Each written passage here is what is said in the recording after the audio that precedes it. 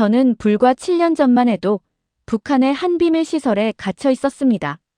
겉으로는 호화로운 별장이었지만 그곳은 제 인생에서 가장 어두운 곳이었습니다. 지금은 대한민국 서울의 한 카페에 앉아 있습니다. 창밖으로 자유롭게 오가는 사람들을 보며 따뜻한 커피 한 잔을 마십니다. 아무도 제 과거를 묻지 않고 아무도 제 행동을 감시하지 않습니다. 이 평범한 일상이 저에게는 기적입니다. 19살 때였습니다. 학교 운동장에서 놀고 있던 저를 낯선 사람들이 불러냈습니다. 영광스러운 일이라는 말과 함께 저는 어디로 가는지도 모른 채 검은 차에 실렸습니다. 그때부터 저는 사람이 아닌 도구가 되었습니다. 그곳에서 저는 인간으로서 겪어선 안 될 일들을 경험했습니다. 엄격한 신체 검사를 받아야 했고 제 외모는 평가의 대상이 되었습니다. 밤마다 열리는 파티에서 고위 간부들을 접대해야 했고 거부할 수 없었습니다. 어느 날 저는 임신했다는 사실을 알게 되었습니다. 그 순간 저는 깨달았습니다. 이곳에서 나가지 못하면 제 아이도 저처럼 이 체제의 도구가 될 것이라는 걸. 저는 목숨을 걸고 탈출을 결심했습니다. 얼어붙은 두만강을 건넜고 임신한 몸으로 중국 땅을 떠돌았습니다. 추격의 위험이 항상 뒤따랐지만 저는 멈출 수 없었습니다. 지금 이 자유가 믿기지 않을 때가 많습니다. 하지만 제 곁에 있는 아이를 볼 때마다 제가 올바른 선택을 했다는 걸 확신합니다. 이 믿기 힘든 탈출기가 궁금하시다면 구독과 좋아요 버튼을 눌러주세요. 여러분께서 주시는 관심 하나하나가 아직도 그곳에 있는 수많은 여성들에게 전해지는 희망의 목소리가 됩니다.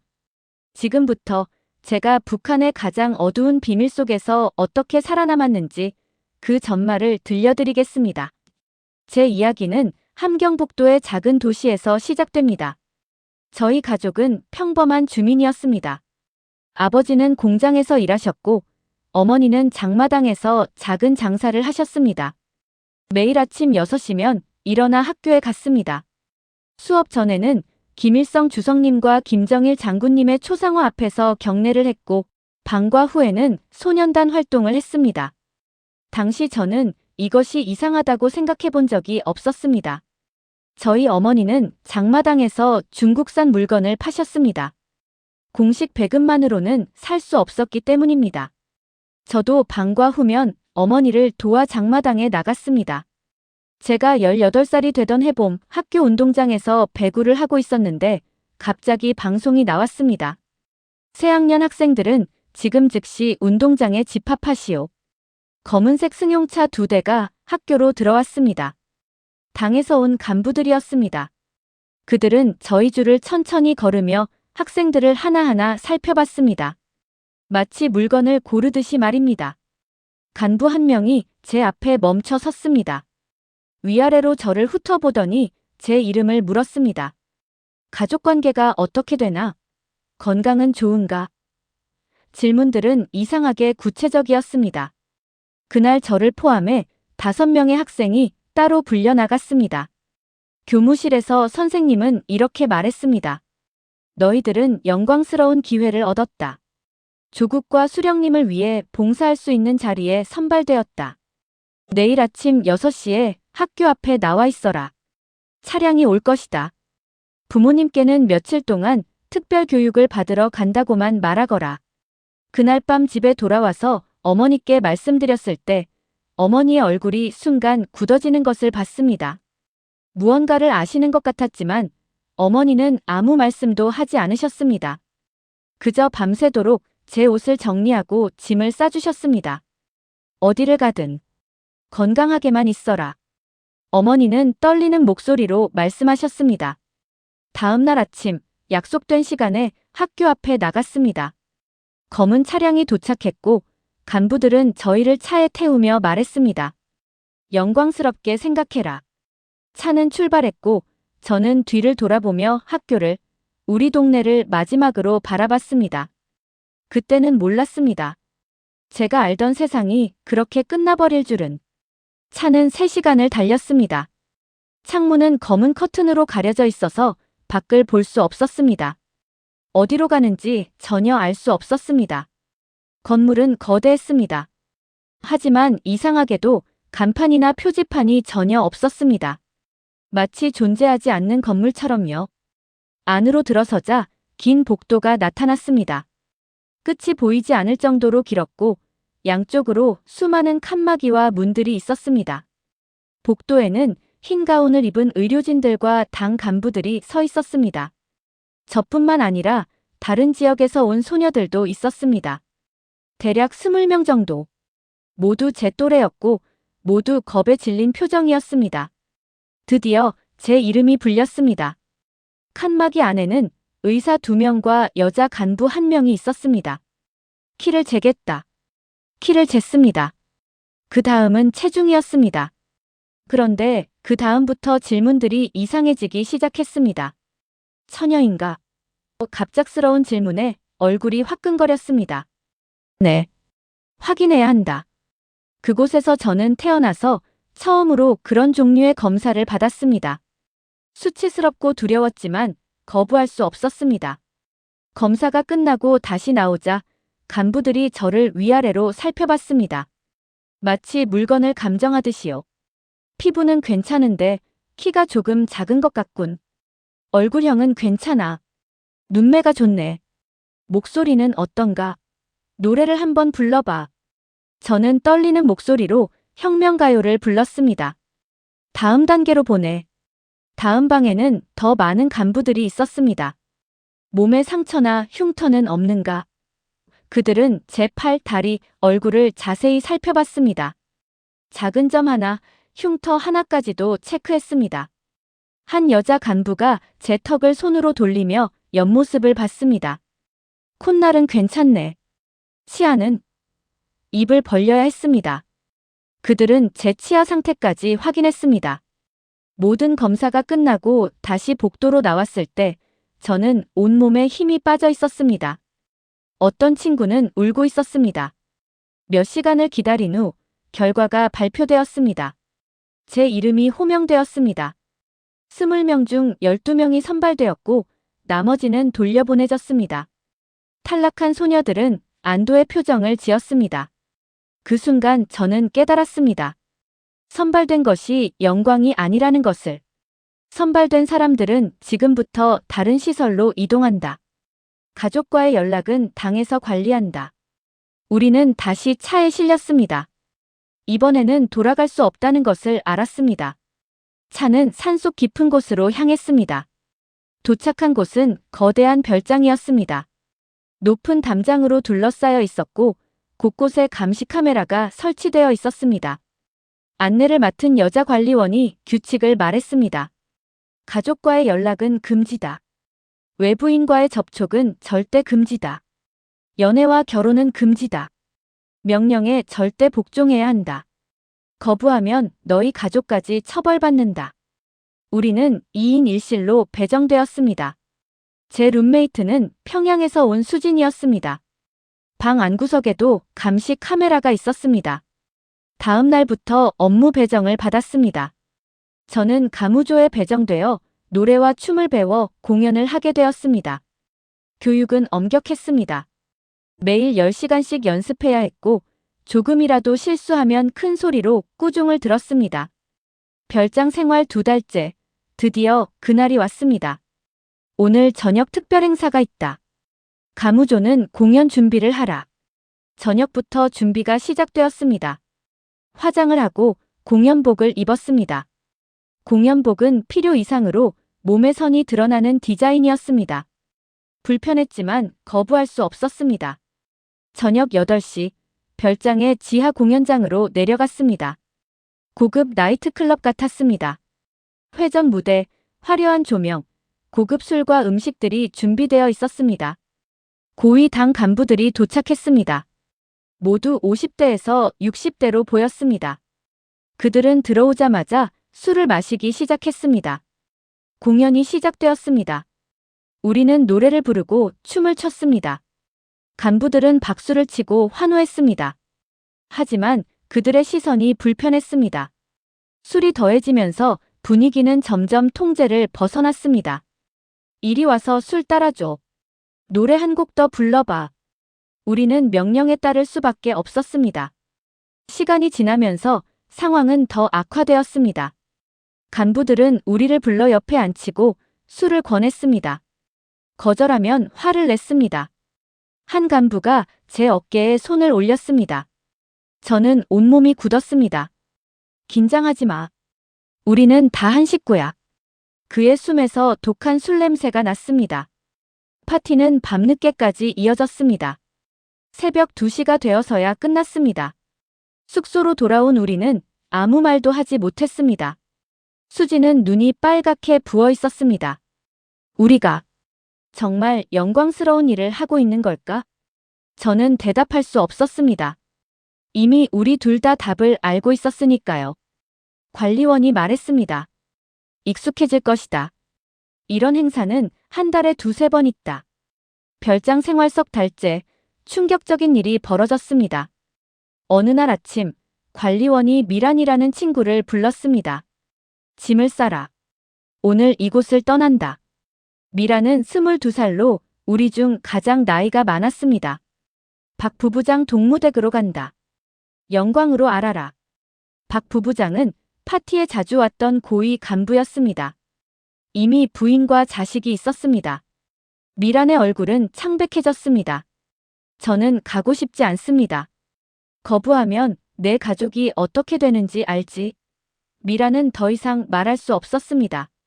거기 가면 나는 그 사람의 2번째 부인이 되는 거야. 첩이 되는 거지.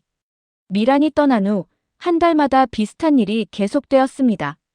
여성들을 고위 간부들에게 선물처럼 보내는 것. 그들은 이것을 영광스러운 기회라고 불렀습니다. 그러던 어느 날 밤, 저는 우연히 충격적인 대화를 듣게 되었습니다. 화장실에 가다가 관리원 사무실에서 불빛이 새어나왔습니다. 이번에 평양에서 온 5명, 특별 임무조로 배치했습니다. 저는 숨을 죽이고 귀를 기울였습니다. 해외 인사 포섭용으로 2명, 내부 고위 인사용으로 3명입니다. 임무 내용은 제대로 교육시켰지? 네. 목표 인물에게 접근해서 관계를 만들고 임신까지 하는 것. 그리고 나중에 아이를 보여주며 평생 묶어두는 겁니다. 제 심장이 멈춘 것 같았습니다. 효과는 어떤가? 지금까지 성공률이 90% 이상입니다. 남자들은 자기 아이라고 하면 대부분 넘어갑니다. 해외 인사들은 더 쉽습니다. 중국이나 러시아 사업가들 10중 9은 넘어갑니다. 그들은 웃었습니다. 마치 성공적인 사업 이야기를 하듯이. 저는 더 이상 들을 수 없었습니다. 방으로 돌아와 천장을 바라봤습니다. 임신 특공대. 여자들을 도구로 만들어 일부러 임신을 시키고 그것으로 남자들을 평생 묶어둔다는 것. 그것도 국가가 조직적으로 한다는 것. 며칠 후 서연이라는 친구가 출장을 갔습니다. 일주일 후 돌아왔을 때 그녀의 얼굴에는 생기가 사라져 있었습니다. 한 달 후 서연은 조용히 눈물을 흘리고 있었습니다. 임신했어. 임무 성공이래. 아이가 태어나면 보여줘야 한대. 저는 그때 확신했습니다. 이곳에 계속 있으면 저도 언젠가는 그런 임무를 받게 될 것이라는 걸. 제 몸은 제 것이 아니었습니다. 제 미래도 제 것이 아니었습니다. 심지어 제가 낳을 아이마저도 국가의 도구가 될 것이었습니다. 그날 밤 저는 결심했습니다. 어떤 대가를 치르더라도 이곳에서 나가야 한다고. 별장 생활 6달째 제 인생의 최악의 날이 왔습니다. 그날도 파티가 있었습니다. 평소보다 규모가 컸고 고위 간부들이 더 많이 왔습니다. 공연이 끝나고 저희는 간부들 곁에서 시중을 들어야 했습니다. 저는 한 부부장 옆에 앉게 되었습니다. 그는 이미 술에 많이 취해 있었습니다. 술 따라. 저는 떨리는 손으로 술을 따랐습니다. 너도 마셔. 어쩔 수 없이 한 잔을 마셨습니다. 시간이 지나면서 저는 어지러웠고 정신이 흐릿해졌습니다. 그날 밤 무슨 일이 있었는지 자세히 기억하고 싶지 않습니다. 다음 날 아침, 저는 낯선 방에서 눈을 떴습니다. 온몸이 아팠고 머리가 깨질 것 같았습니다. 저는 서둘러 제 방으로 돌아왔습니다. 그 후 몇 주 동안 저는 악몽에 시달렸습니다. 제대로 먹지도 자지도 못했습니다. 한 달이 지났을 때 저는 이상한 증상을 느꼈습니다. 아침마다 속이 메스꺼웠고 몸이 나른했습니다. 2달째 되었을 때 생리가 멈췄습니다. 저는 임신했습니다. 그 사실을 깨달았을 때 세상이 무너지는 것 같았습니다. 어떡하지?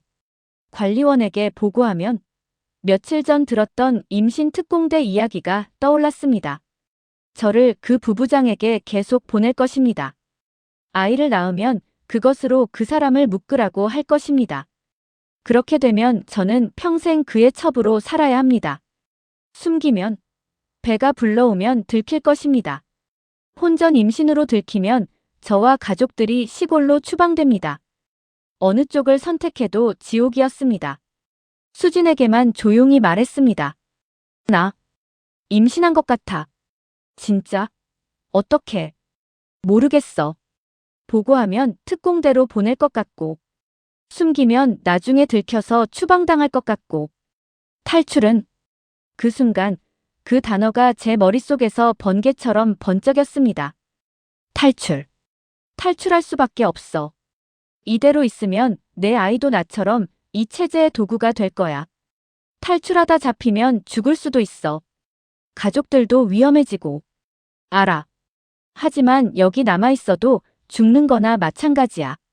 그날 밤부터 저는 계획을 세우기 시작했습니다. 돈을 모았습니다. 별장에서 받는 소액의 생활비를 모았습니다. 파티 때 간부들이 주는 팁도 몰래 모았습니다. 별장에서 일하는 청소부를 통해 조심스럽게 브로커를 접촉했습니다. 중국으로 갈 방법이 있을까요? 한참을 망설이던 그분이 작은 메모지를 건넸습니다. 전화번호가 적혀 있었습니다. 희망이 보였습니다. 작은 희망이었지만 처음으로 길이 보이는 것 같았습니다. 배는 점점 불러오고 있었습니다. 시간이 많지 않았습니다. 저는 결심했습니다. 한 달 안에 이곳을 탈출하겠다고. 임신 3달째 브로커에게 연락했습니다. 중국까지 1,000달러, 한국까지 가려면 총 5,000달러 필요하오. 5,000달러. 제게는 천문학적인 금액이었습니다. 제가 모은 돈은 고작 200달러였습니다. 지금은 200달러밖에 없습니다. 그럼 중국까지만 가시오. 다음 주 수요일 밤 11시 압록 강변으로 오시오. 수진이 말했습니다. 나도 데려가줘. 나도 돈 모았어. 같이 가자. 합쳐서 500달러. 부족했지만 일단 움직일 수 있었습니다. 탈출일이 다가왔습니다. 준비물을 챙겼습니다. 검은색 옷, 운동화, 물통, 건빵, 그리고 돈. 탈출 당일 평소처럼 일과를 보냈습니다. 저녁 9시 큰 파티가 시작되었습니다. 10시가 되자 저는 수진에게 눈짓했습니다. 화장실에 간다는 핑계로 자리를 떠나 미리 숨겨둔 가방을 챙겼습니다. 별장 뒤편으로 조심스럽게 이동했습니다. 담장에 도착했습니다. 높이는 약 2m. 먼저 제가 올라갔습니다. 임신한 몸이라 힘들었지만 필사적으로 올라갔습니다. 수진을 끌어올렸습니다. 담장 위에 섰습니다. 저 아래는 자유였습니다. 하지만 동시에 죽음일 수도 있었습니다. 뛰어내렸습니다. 착지하며 발목이 삐끗했지만 참았습니다. 수진도 뛰어내렸습니다. 우리는 뒤도 돌아보지 않고 뛰었습니다. 1시간을 뛰어 약속 장소에 도착했습니다. 강변이었습니다. 어둠 속에서 브로커가 손전등을 비췄습니다. 돈 가져왔소? 저는 돈을 건넸습니다. 지금부터 강을 건널 거요. 조용히 따라오시오. 2월의 압록강은 부분적으로 얼어 있었습니다. 여기서 300m 정도 가면 중국 땅이요. 순찰대가 지나다니니 조심해야 해요. 브로커가 먼저 얼음 위로 걸어갔습니다. 저는 심호흡을 하고 얼음 위로 발을 내디뎠습니다. 1걸음, 2걸음. 조심스럽게 걸었습니다. 30m쯤 갔을 때 얼음에 금이 가는 소리가 들렸습니다. 멈춰. 우리는 숨도 쉬지 못하고 멈췄습니다. 100m쯤 왔을 때 저 멀리 불빛이 보였습니다. 엎드려. 순찰되었습니다. 우리는 얼음 위에 엎드렸습니다. 심장이 터질 것 같았습니다. 순찰대가 지나갔습니다. 이제 가요. 빨리. 우리는 다시 걷기 시작했습니다. 그때 뒤에서 호각 소리가 들렸습니다. 거기서 들켰습니다. 뛰어. 우리는 미친 듯이 뛰기 시작했습니다. 뒤에서 총소리가 들렸습니다. 탕, 탕. 거의 다 왔어. 조금만 더. 마침내 땅이 나타났습니다. 중국 땅이었습니다. 우리는 강둑으로 기어 올라갔습니다. 성공했어요.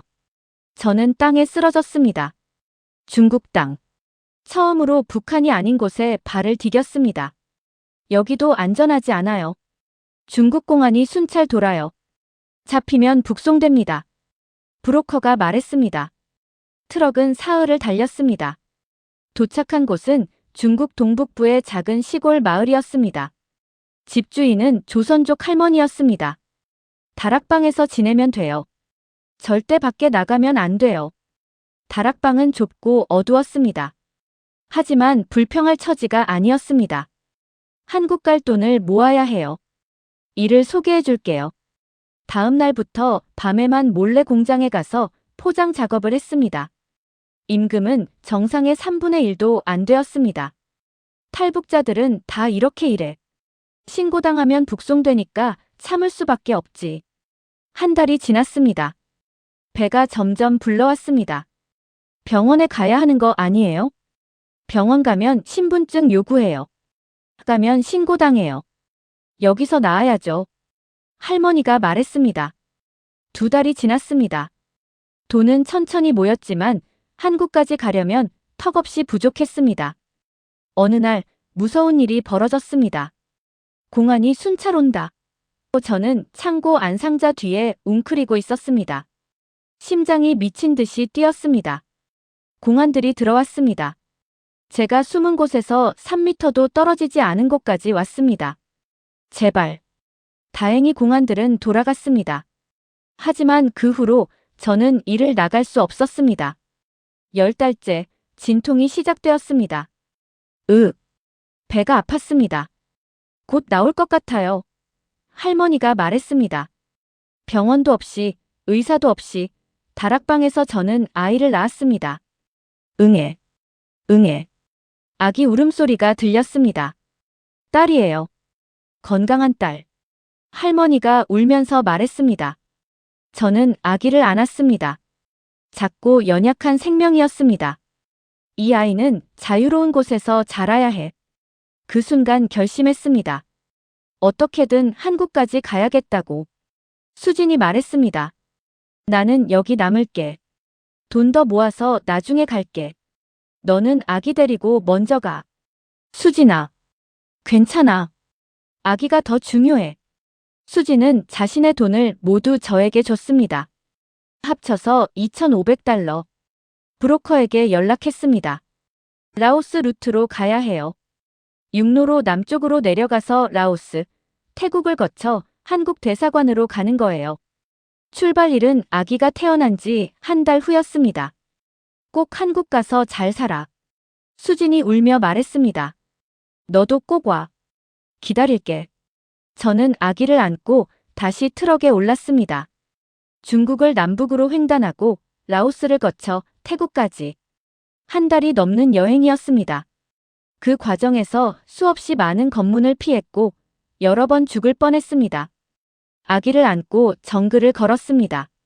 하지만 포기하지 않았습니다. 2달간의 긴 여정 끝에 드디어 태국 방콕에 도착했습니다. 한국 대사관 앞에 섰습니다. 여기가 한국으로 가는 곳. 떨리는 목소리로 중얼거렸습니다. 대사관 문을 열고 들어갔습니다. 도와주세요. 저는 북한에서 왔습니다. 직원이 놀란 표정으로 저를 봤습니다. 괜찮아요. 이제 안전해요. 한국으로 갈 수 있어요. 그 말을 듣는 순간 저는 그 자리에 주저앉아 울었습니다. 긴 악몽이 끝났습니다. 한 달 후 인천공항에 도착했을 때 저는 믿을 수 없었습니다. 여기가 대한민국이에요? 밝은 조명, 깨끗한 시설, 자유롭게 오가는 사람들. 북한과는 완전히 다른 세상이었습니다. 하나원에서 석 달간 교육을 받았습니다. 한국 사회 적응 교육, 직업훈련, 심리 상담. 상담 선생님이 물었습니다. 북한에서 어떤 일을 겪으셨나요? 처음에는 말하기 힘들었습니다. 비밀 유지 서약의 공포가 아직도 남아 있었습니다. 하지만 선생님이 말했습니다. 여기는 대한민국이에요. 북한 정권이 손댈 수 없어요. 그제야 저는 입을 열었습니다. 기쁨조 선발 과정, 검사 시설에서의 수치, 파티에서의 접대, 임신 특공대의 실체. 말하면서 눈물이 멈추지 않았습니다. 정말 그런 일이 있었군요. 용기 내주셔서 감사해요. 하나원을 수료하고 사회로 나왔습니다. 처음에는 모든 것이 낯설었습니다. 지하철을 타는 것, 마트에서 물건을 사는 것. 하나하나가 새로운 배움이었습니다. 아이는 건강하게 자랐습니다. 어린이집에 보내며 생각했습니다. 이 아이는 자유로운 곳에서 자라고 있구나. 직업을 찾았습니다. 처음엔 식당에서 일했고 나중에는 제과점에서 일했습니다. 적은 월급이었지만 제가 번 돈으로 아이를 키울 수 있다는 것이 행복했습니다. 2년이 지났습니다. 아이는 이제 4살이 되었습니다. 유치원에서 친구들과 뛰어놀고 자유롭게 웃습니다. 아이를 보며 생각합니다. 잘했어. 탈출하길 잘했어. 가끔 악몽을 꿉니다. 별장으로 다시 끌려가는 꿈, 강을 건너다 잡히는 꿈. 하지만 아침에 일어나 아이의 얼굴을 보면 제가 자유로운 곳에 있다는 것을 다시 확인합니다. 수진에게서 연락이 왔습니다. 1년 전 중국을 떠나 라오스로 갔다고 했습니다. 나도 곧 한국 갈 것 같아. 조금만 기다려. 응, 기다릴게. 여기서 꼭 다시 만나자. 그날이 오면 함께 카페에 앉아 이야기할 것입니다. 우리가 살아남은 이야기를. 그리고 새로운 시작의 이야기를. 저는 계속해서 강연을 다니고 있습니다. 학교에서, 인권단체에서, 방송에서 제 이야기를 들려주고 있습니다. 많은 분들이 물어보십니다. 정말 그런 일이 있었냐고. 과장이 아니냐고. 하지만 이것은 사실입니다. 지금 이 순간에도 북한에서는 수많은 여성들이 국가에 의해 도구로 취급받고 있습니다.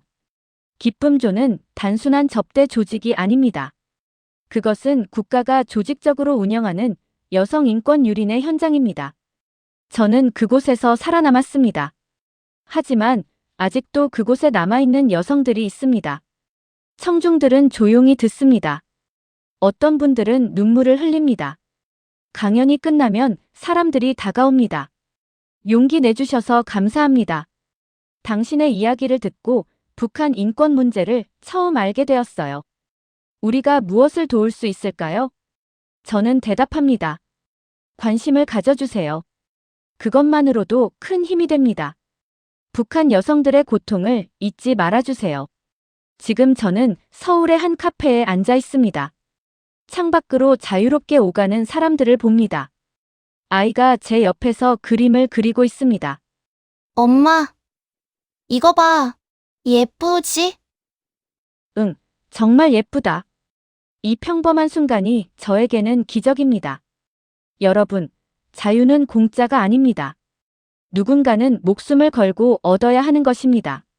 제 이야기가 끝났습니다. 하지만 북한에 남은 수많은 여성들의 고통은 아직도 계속되고 있습니다. 부디 이들을 잊지 말아주세요. 관심이 곧 희망입니다. 구독과 좋아요는 이 이야기를 더 많은 사람들에게 전하는 힘이 됩니다. 감사합니다. 자유는 소중합니다.